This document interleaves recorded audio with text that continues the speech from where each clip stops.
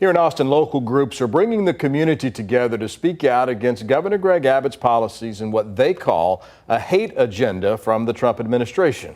Earlier today, members of the Austin Justice Coalition stood together in solidarity. KVUE's Kelsey Sanchez was there. She joins us now in the studio with more on that. Kelsey. Ashley and Brian, this comes days after the governor's executive order to state agencies to end DEI programs and recent targeted ICE operations across the city. Members of the Austin Justice Coalition saying this goes against democracy and is breaking families apart. Targeted ICE operations and DEI bans have led to a call to action from one Austin organization.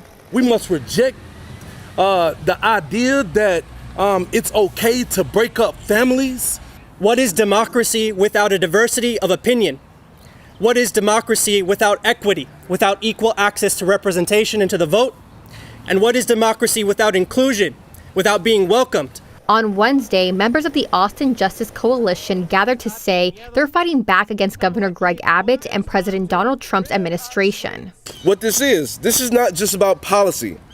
This is not just about politics. This is a full-on, unapologetic war against marginalized people. Last week, Governor Abbott issued an executive order directing all state agencies to cut any forms of DEI policies. In a statement, the governor wrote in part, quote, "DEI agendas divide us rather than unite us and have no place in the state of Texas," end quote. Back in 2023, Abbott also signed SB 17 into law banning DEI practices at public institutions of higher education. Chaz Moore with the Austin Justice Coalition saying in response, they will be expanding their Justice Access Support Coalition for people who need legal help. Whether you need help navigating the courts, fighting back against a wrongful eviction, facing police brutality, or dealing with immigration issues, we will make sure you are not alone in that fight. Moore also pointing to the recent targeted ICE operations. I just want people to know in Austin, because ICE is here, it doesn't matter. We're still going to be the Austin that caused you to move here. In an exclusive interview with KVUE earlier this week, city leaders confirmed so far ICE has made more than 30 arrests in the Austin area in recent weeks. Local leaders say federal officials told them they're going after wanted violent offenders. These are people that we want off of our streets. These are people that we are looking for as well.